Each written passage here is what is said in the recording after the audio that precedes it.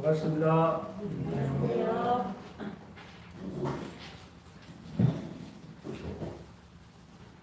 제가 이 앞전 주에 말씀 전한 거 기억나시지요? 뭐였죠? 바로 무엇이든지 씻는 대로 거둔다는 그런 주제로 말씀을 드렸습니다. 그리고 오늘은 제가 찍은 다음 주인데 갑작스럽게 이렇게 오늘 아침에 연락을 받고 올라왔습니다. 최 선생님은 조금 몸 컨디션이 안 좋다고 그래서 제가 실하겠습니다. 실하고 궁금하게 여기까지 말씀드렸습니다. 저는 오늘 주제를 하나님께서 기뻐하시는 그 사랑과 용서에 대해서 오늘은 좀 말씀을 드리고자 합니다. 먼저 제가 성경책을 한번 봐보니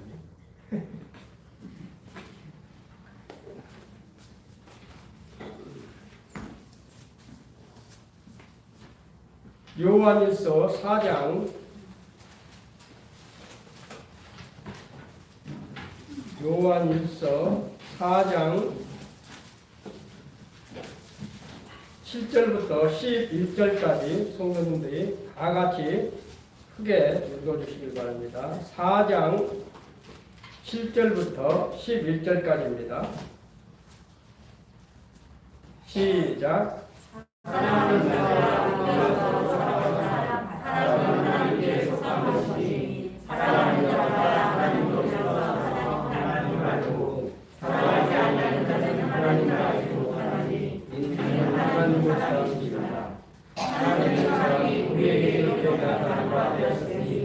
하나님이 자기의 독생자를 세상에 보내시는 그로 말미암아 우리를 설계하셨습니다.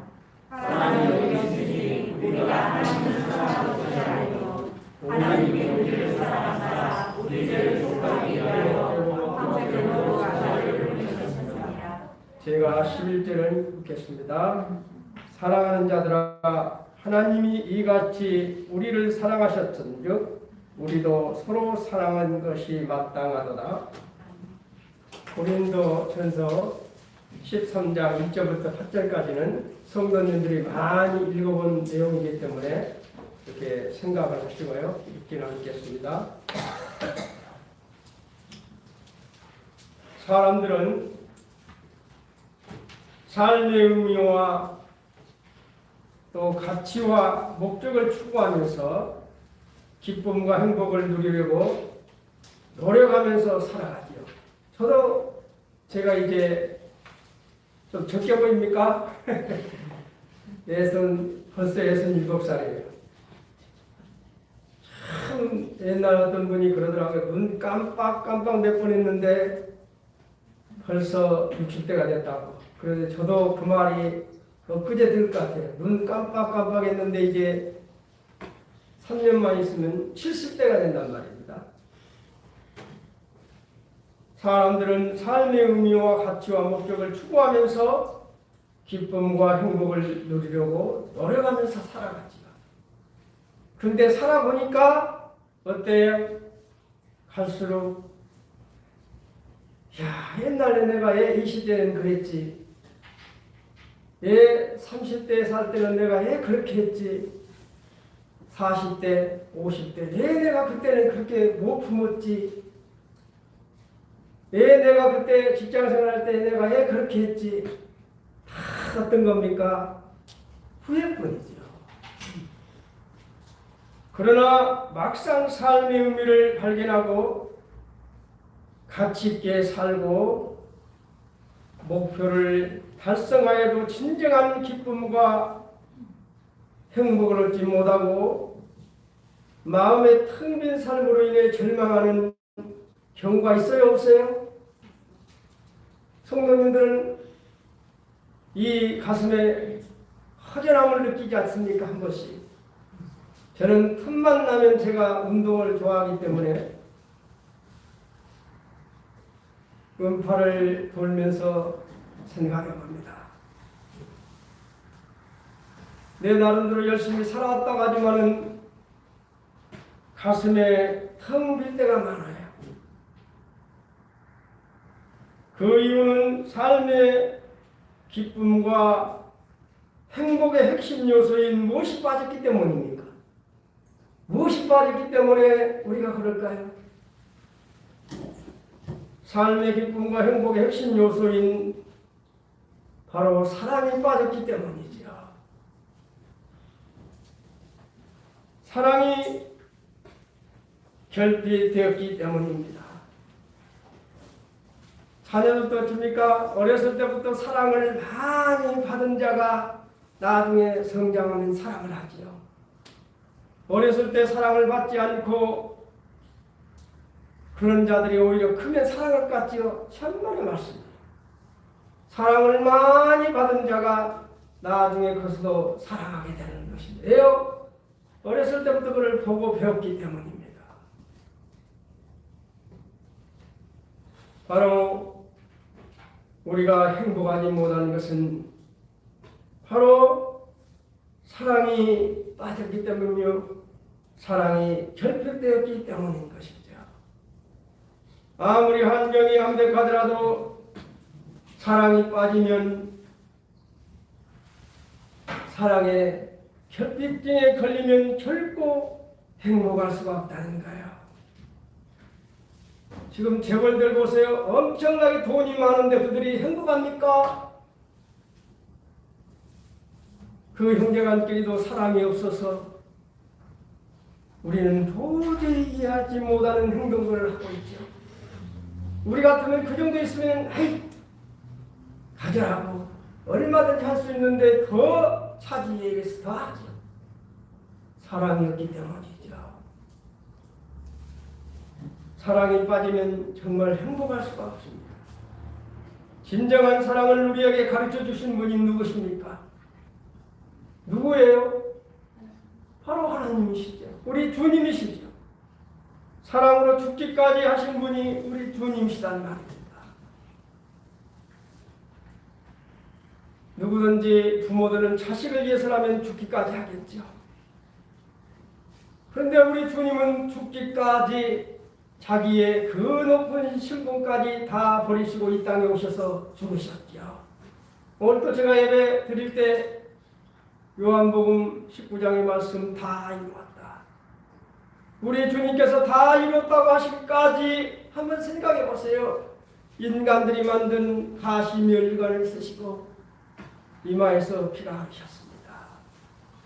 조롱했습니다. 놀렸습니다. 갈대를 쥐어주면서 놀렸죠.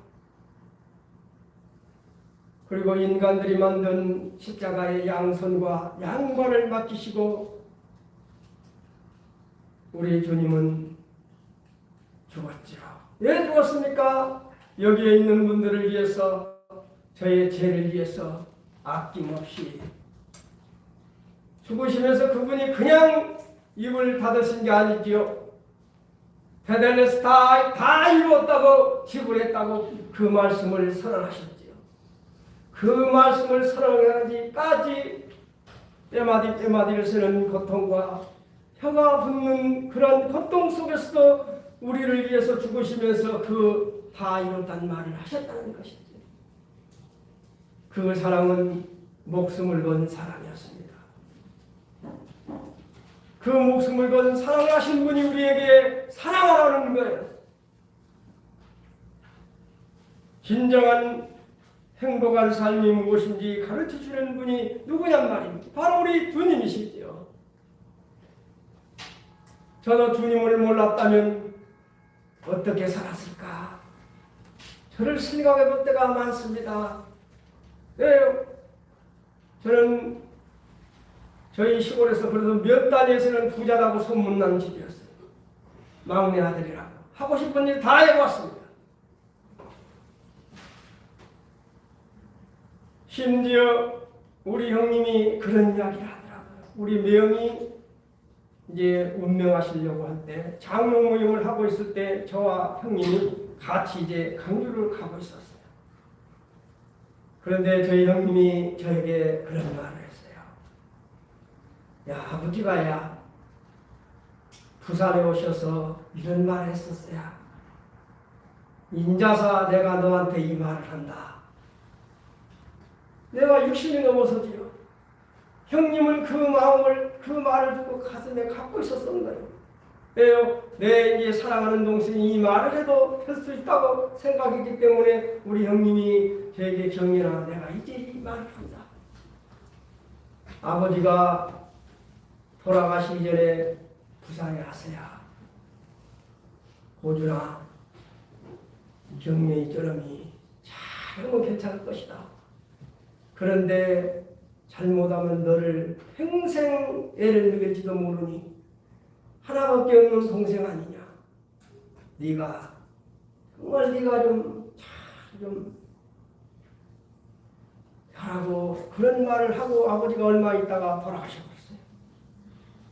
그러면서 형님이 저에게 그런 말을 했어요. 경련아, 참 네가 고맙다.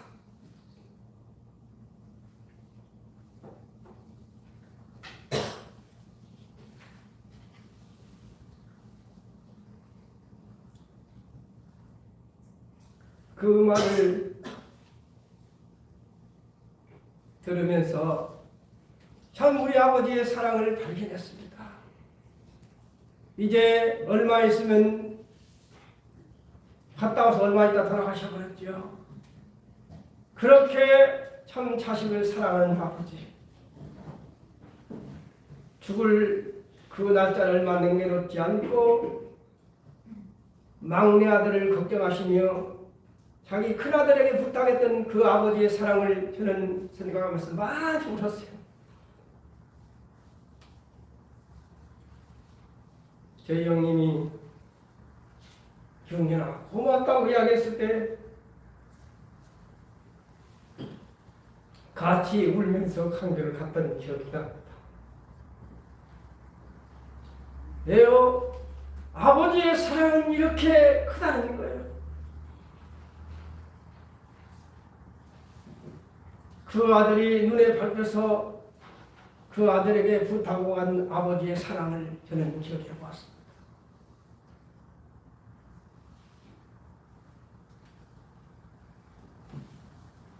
예수님께서는 이 땅에 오셔서 하나님 나라를 선포하시고 하나님 나라에 대해 우리에게 가르쳐 주셨습니다. 진정한 사랑을 자기의 몸으로 가르쳐 주셨습니다. 우리는 다 사랑을 받고 태어났어요. 부모로부터 엄청난 사랑을 받고 자라고 있고 받았습니다. 우리 주님은 3년간 공생애를 마치신 예수님께서는 드디어 십자가를 지셨지요. 예수님께서 십자가에 달려 고통당하시는 동안 사람들은 예수님을 손가락질하면서 모욕했습니다. 로마 군병들은 예수님을 희롱했습니다. 그뿐만 아니라 신포도주를 죽을까지 하면서 저항을 했습니다.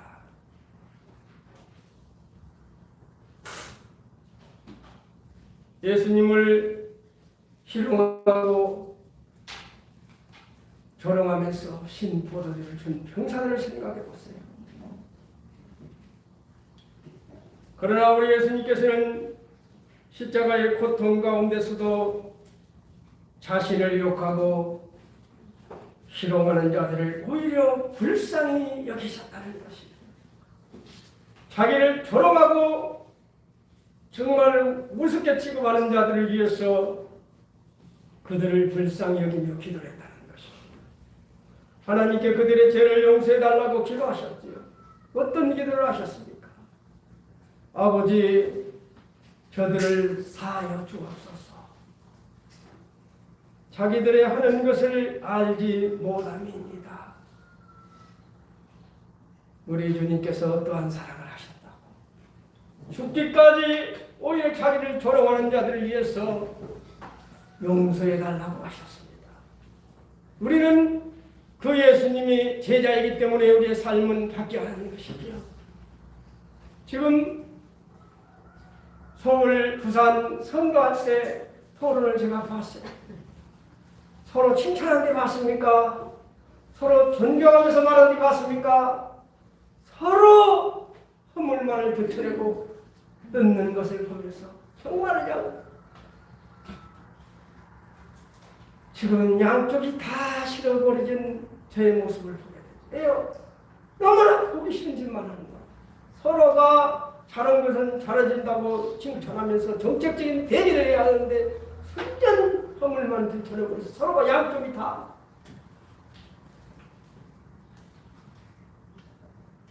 우리 주님은 자기를 좌우한 자들, 자기를 이렇게 하는 자들을 위해서 아버지 저들을 사하여 주옵소서. 자기들의 하는 것을 알지 못함이니이다.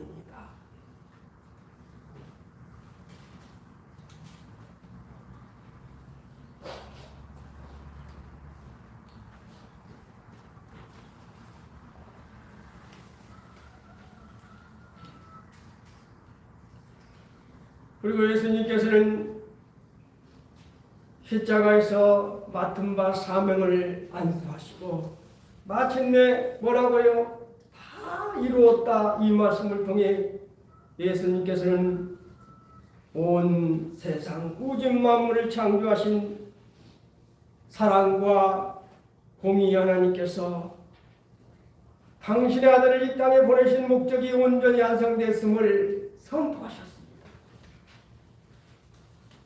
예수님이 다 이뤘다는 말씀은 오직 예수로 누구나 하나님 앞에 나아갈 수 있는 새로운 길이 생겼다는 것이죠. 이제는 새로운 길로 살라는 것이죠. 우리가 침례 받을 때 어떻습니까? 나는 이제 물 속에서 옛날의 나의 모든 것을 다 수장시키고 새로 살겠다는 그 고백을 하나님 앞에서 성도들 앞에서 고백하는 것이죠. 바로 예수님이 다 이뤘다는 말씀은 오직 예수로 누구나 하나님 앞에 나아갈 수 있는 새로운 길이 생겼다는 것입니다. 새로운 길, 그 새로운 길이 무엇일까요? 우리는 도저히 아버님 앞에 나아갈 수 없는 죄인이었습니다. 그런데 우리 주님께서 다 이뤘다는 그 말씀을 우리가 믿었기 때문에 하나님 앞에 나아갈 수 있는 의로운 자가 되신 것이죠. 이 앞전에도 수요일날 손영이가 그런 말했지만 우리가 의인이어서 의인입니까? 아니지요. 지금도 흉악한 놈이지요. 그러나 하나님이 우리를 보시고 조그마한 믿음 하나 보시고 너를 의롭다 하여 주신 것입니다.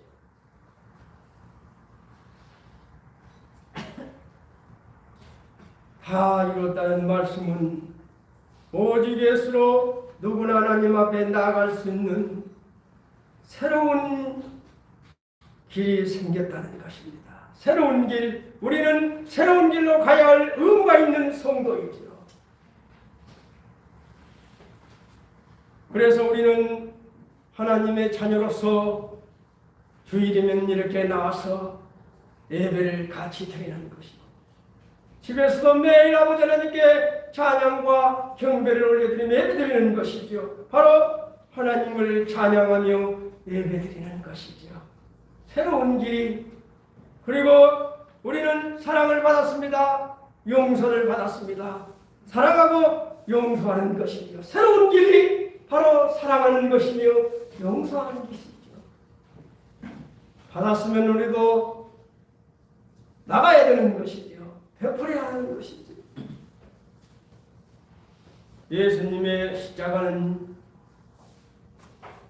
인간의 죄의 문제와 하나님의 용서가 예수 그리스도를 통해 완성되었음을 의미하는 것입니다.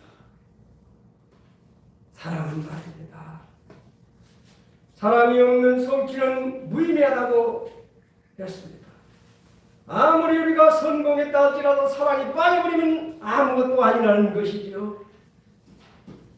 다시 말하면 가장 영광스러운 은사도 사랑이었으면 아무것도 아니라는 것입니다. 사랑이었으면 어떤 열심도 아무것이 아니라는 것입니다. 유익이 안 된다는 것입니다. 사랑이 빠지면 하나님 앞에서 결코 인정을 받지 못한다는 사실이에요. 하나님의 자녀이기 때문에 그렇습니다. 우리가 세상 사람이라면 아무것도 아니지만 하나님의 자녀이기 때문에 사랑이 빠지면 아무것도 아니라는 것이죠. 천사의 말을 할지라도 사랑이 없으면 울리는 꽹과리와 같다고 고린도전서 13장에서 말하고 있습니다. 말과 여가 아닌 행함과 진실함으로 사랑이 한다는 것이죠. 바로 요한일서 3장 18절을 다 같이 한번 읽어볼까요? 요한일서 3장 18절입니다.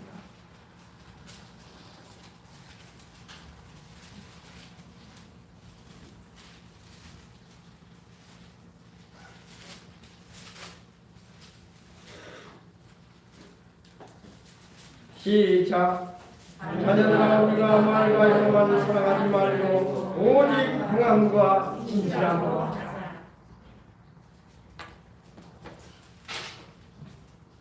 말과 혀가 아닌 행함과 진실함으로 하라고 분명히 말씀을 하고 있습니다.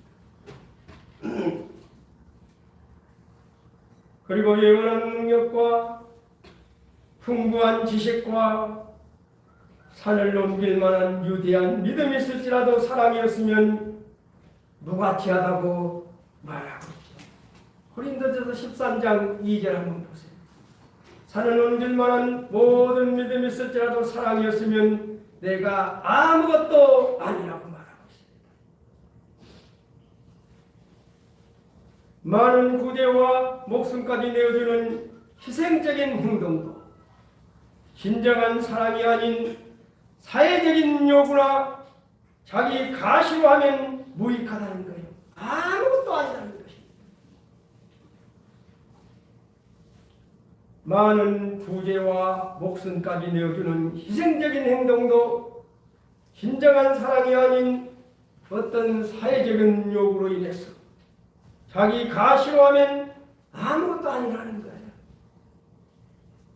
바로 로마서 12장 9절에 말하고 있는 것이지요. 사랑에는 거짓이 없나니 악을 미하고 선을 속하라.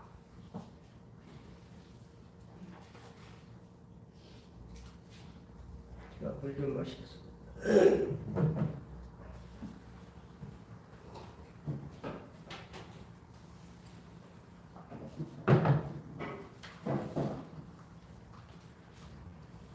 그러면 사랑하기 위해서는 어떻게 해야 하는 것입니까? 사랑의 원천이신 하나님을 마음에 모셔야 하는 것이죠.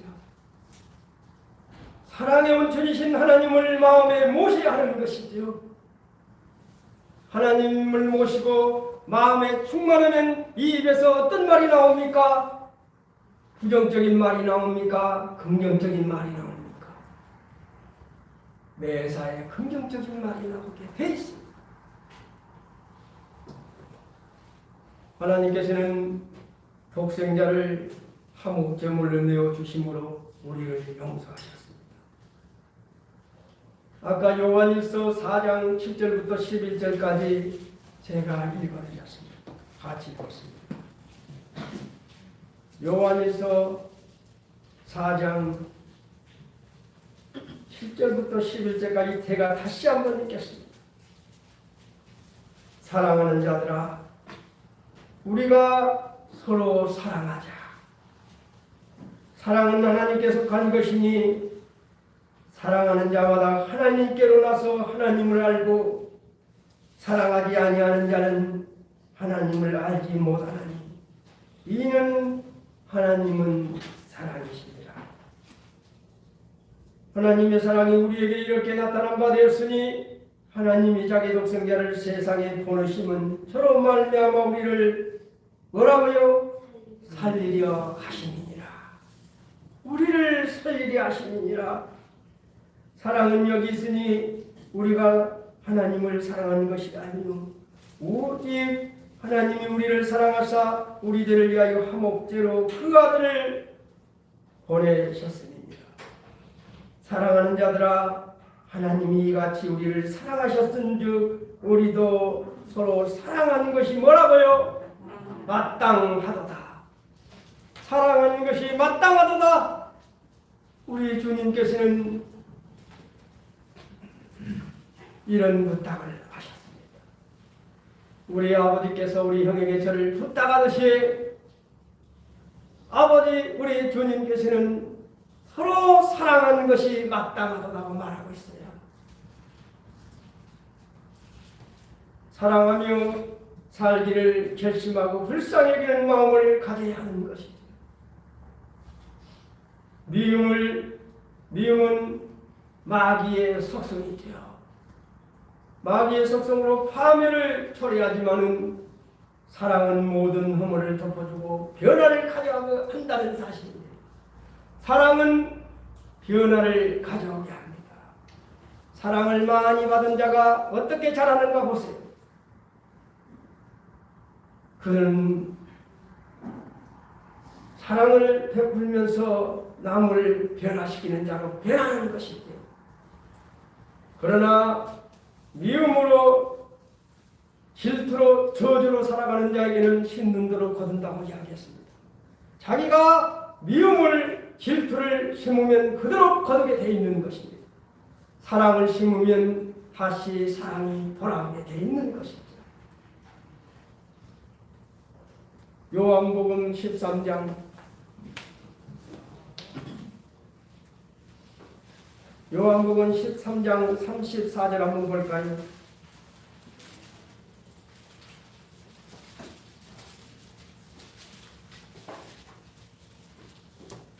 (34장 35절 35절 다 같이 읽겠습니다. 다 찾으셨지요?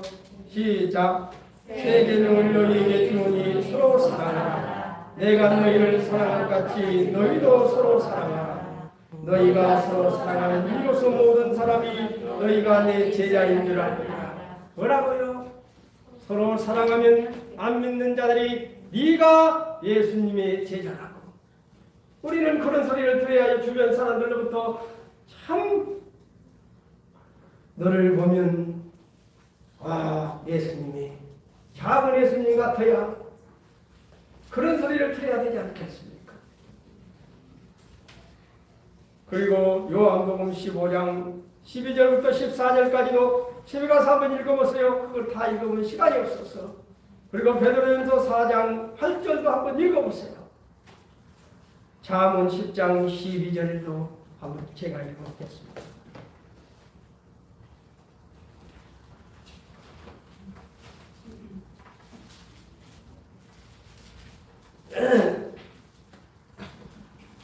잠언 10장 12절입니다.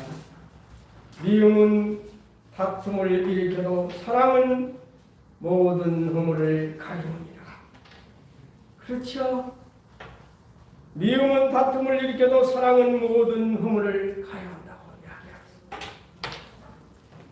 우리가 잘 아는 사무엘상 24장에 보면 다윗이 어떻게 행동하는 것을 보죠. 어떻게 사울을 용서하는 것을 우리는 보고 다 압니다. 제가 설명 안 해도 사무엘상 24절에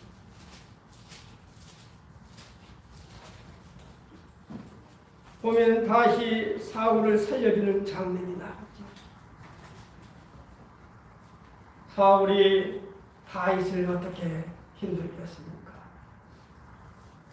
남이 아닙니다. 사이예요, 사이. 사이를 사울은 천천히요. 다윗은 만만이란 그 소리를 듣는 그 순간부터 자기 사이 다윗을 미워하기 시작하죠.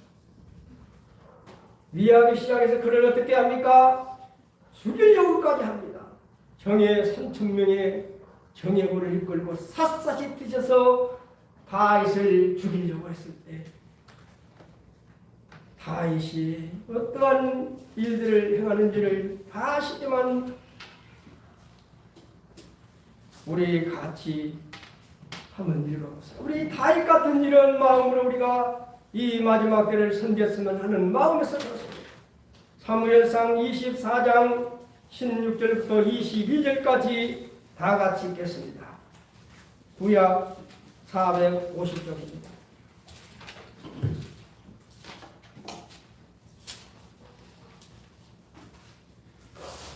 얼마나 사울이 다윗을 죽이려고 했는지를 다 알죠. 그런데 사울이 11장에서 보면 나의 아버지 보소서 내 손의 왕의 손옷자락을 보소서 내가 왕을 죽이지 아니하고 겉옷자락만 베었은즉 나의 손에 악이나 죄가 없는 줄을 아시니 왕은 내 생명을 찾아 헤아리 하시나 나는 왕에게 번제한 일이 없나이다. 이 다윗이 이렇게 고백하고 있고 이렇게 행동을 했을 때 잘못을 깨닫는 사울이 지금 고백하는 장면이 16절부터 22절까지 나옵니다. 시작. 다시 사울에게 이같이 말하기를 사울이 내가 여호와이사 너희 내 목소리 안 하고 소리를 높여 다윗에게 이르되 나는 너를 합대하되 너는 나를 상세하니 너는 나보다 오르도다. 네가 나한 사람의 것을 오늘날 자네다니 여호와께서 나를 내 손에 넘기셨으나 내가 나를 죽이지 아니하였도다. 사람이 그의 옷을 만나면 그를 평안하게 하겠느냐. 네가 오늘 내게 행한 일로 말미암아 여호와께서 내게 손으로 박수를 올려하라. 그러나 내가 반드시 왕이 될 것을 알고 이스라엘 나라가 내 손에 놓여 있을 것을 알았니. 그런데 너는 내 용서를 끊지 아니하며 내 아버지께서 내 이름을 내가 다시할 것을 내 여호와의 이름으로 내게 명시하라. 다시 사울에게 명시하며 사울은 이쪽으로 돌아가고 다윗의 또래의 사람들은 그곳으로 올라가니라. 사울이 지금 다윗에게 뭐라고 말합니까?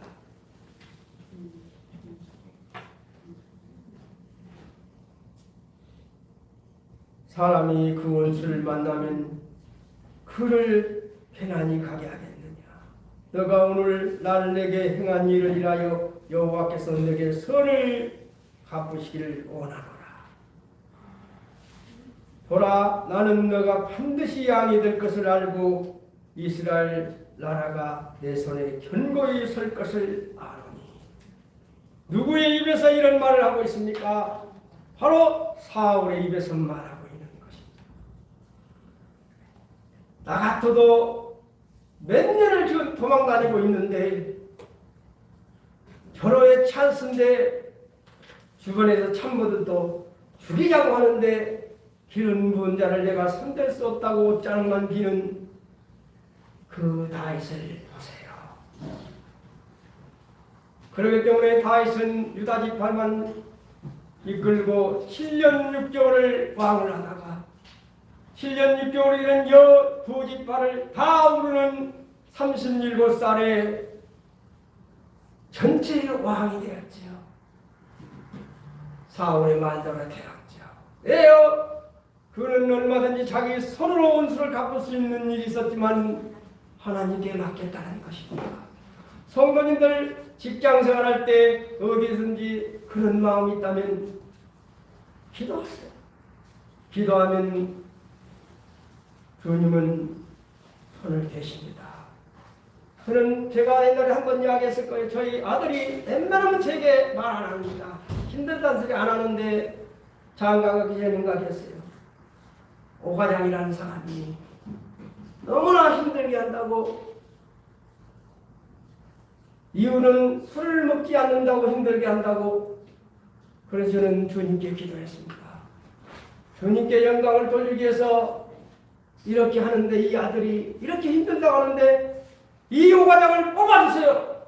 뽑아달라고 간절히 기도했습니다. 근데 얼마 안 가서 그 사람을 뽑아서 인사처리한 서울로 보내버린 하나님을 보았습니다. 예요. 어렵게 하는 자는 하나님이 손을 보신다는 거예요. 우리가 원수를 갚지 않아도 하나님께서 원수를 갚아주신다는 것입니다. 좋은 사람, 내게 잘해주는 사람을 사랑하는 것은 누구나 다 할 수 있는 것이죠. 할 수 없는 것이 나를 미워하는 자, 나를 싫어하는 자를 우리가 기도하고 그를 돌아보고 사랑하는 마음이 정말 그런 마음이지요. 근데 갈수록 나이가 먹어가니까 더욱 그런 마음만 들더라고요. 사랑해야지. 돌아봐야지. 내가 옛날에 내가 그렇게 못했을까? 내가 한 행동이 아무리 옳아도 그것은 내가 잘못한 거지. 내가 그때 조금만 그렇게 말을 안 했더라면, 내가 조금만 그 자리를 피했더라면, 조금만 참았더라면, 그런 것들이 많이 몰려오더라고요. 왜요? 이게 주님 나라 갈 때가 가까워서 그런지 모르지만 늙어가는 것이 아니라 누구 말처럼 익어가기 때문인 것이 아니겠습니까? 익어가니까 다 내 탓으로 돌리고 싶고, 내가 조금만 더 돌아봤더라면, 내가 그때 조금만 참았더라면, 그런 생각이 들더라고요. 좋은 사람, 내게 잘해주는 사람은 누구나 할 수 있는 일입니다. 세상 사람도 할 수 있는 일이죠. 그래서 우리는 해야 하는 것입니다. 누구 명령이기 때문에? 우리 주님의 명령이기 때문입니다. 너희 원수를 사랑하며 핍박하는 자를 위하여 기도하라. 마태복음 5장 44절에서 말씀하고 있습니다. 성도의 원수는 하나님께서 꼭 갚아주신다는 거예요. 다윗은 원수 갚는 일은 하나님께 맡겼습니다. 기름 부음 받는 사울에게 할 수 있는 대로 선을 베풀고 화평을 도모하고자 했던 다윗의 모습을 우리가 본받는 군산 보령교회 성도들이 되었으면 합니다. 결국 선은 악을 이긴다는 것이죠. 선은 시간이 문제지 꼭 이긴다는 거예요. 이게 진리예요. 하나님의 말씀에는 물론이거니와 세상의 모든 역사가 증명해주는 진리는 선이 악을 이긴다는 것이, 이거는 진리입니다. 시간이 가면 밝혀집니다. 사울 보세요. 사울은 다윗이 손을 대지 않았지만 블레셋 군대에 쫓기다가 결국 비참하게 죽었죠. 비참하게 죽었습니다. 다윗은 비록 쫓기고 다니면서 비참한 생활을 했지만 7년 6개월간 유다 지파를 다스렸고 37살부터 12지파를 다 다스린 왕이 되었어. 훌륭한 왕으로 지금까지 다윗의 이름은 연서 빛나고 있습니다. 결국 선은 악을 이긴다는 사실입니다. 원수를 사랑하는 것은 하늘에 상급을 쌓는다는 사실입니다. 그를 사랑할 수 있게 해달라고 기도하십시오. 안 되면 어떤 분을 기도하면서 내가 이런 마음이 드니 그를 사랑하게 해달라고. 그러다 보면 그를 미워하는 마음이 드는 게 아니라 오히려 그에게 어떻게 해주고 싶은 마음이 들게 될 것입니다. 그리고 우리는 기도해야 하는 것이, 나는 이런 자가 되게 해달라고 주님께 기도합니다. 저는 그래서 매일 기도합니다. 저는 저를 위해서 이런 기도를 합니다. 참 제 아내는 제가 웃으면서 한번 맨날 물어봤어요. 여보 나 존경해. 뭘 존경해? 그래서 제가 충격받았어요. 저는 제가 이 땅을 떠날 때 제 사랑하는 아내로부터 우리 남편은 정말 믿음의 사람이었다고, 기도하는 사람이었다고, 믿음으로 살다간 그런 남편이었다고, 존경할 만한 남편이었다는 소리를 들을 수 있는 내가 되게 달라고 기도합니다. 그리고 저희 큰아들 부부와 작은아들 부부로부터 우리 아버지는 정말 사랑이 많으시며 믿음으로 살고 기도 살다가 정말 정정한 그런 우리 아버지였다는 소리를 들을 수 있는 그런 아버지로 살게 해달라고. 그리고 저희 사랑하는 손녀딸 우리 하인이 타인이 타정으로부터 정말 우리 할아버지는 사랑의 할아버지였고 정말 기도로 우리를 위해서 살아가신 할아버지였고 믿음의 할아버지였고 존경할 만한 할아버지였다는 소리를 들을 수 있는 자가 되게 해달라고 말입니다. 그뿐만이 아니라 우리 형제간들 우리 누나 세 분으로부터 우리 형님으로부터 우리 동생은 정말 믿음으로 살다간 동생이었다는 그런 소리를 듣는 그런 자가 되게 해달라고. 그리고 여기 있는 우리 군산 번영로교회 성도들로부터 이경윤 우리 형제는 정말 믿음의 사람이었다고 오직 교회를 위해서 기도하며 믿음으로 살다 갔다고 그런 고백을 들을 수 있는 그런 삶을 살다 가게 해달라고 저는 기도합니다. 그뿐만 아니라 사도 바울 같은 고백, 오늘날까지 범사의 양심을 따라 하나님을 섬겼노라고 나를 본받으라고 고백했던 사도 바울 같은 그런 고백을 제가 노년에 자신 있게 하고 말하면서 갈 수 있는 그런 삶을 살게 달라고 연속 기도하지요. 제가 저를 알기 때문에 매일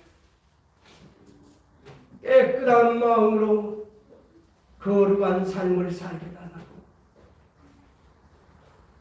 겸손한 마음으로 남을 낫게 해달라고, 사랑으로 모든 자들을 품을 수 있게 해달라고, 의로움과 진실함과 착함으로 살면서 빛의 열매를 맺는 자가 되게 해달라고, 사랑과 희락과 평과 오래 참음과 자비와 양성과 충성과 온유와 절제로 성령의 열매를 맺는 그런 삶을 살게 해달라고 기도하는 것입니다. 우리는 그런 기도가 필요한 것입니다. 그를 사랑할 수 있도록 해달라고 기도하시고, 자기 자신을 위해서 나는 이런 자가 되게 해달라고 기도하면서 승리하는 저희 군산 번영로교회 성도들이 되시기를 바랍니다. 감사합니다.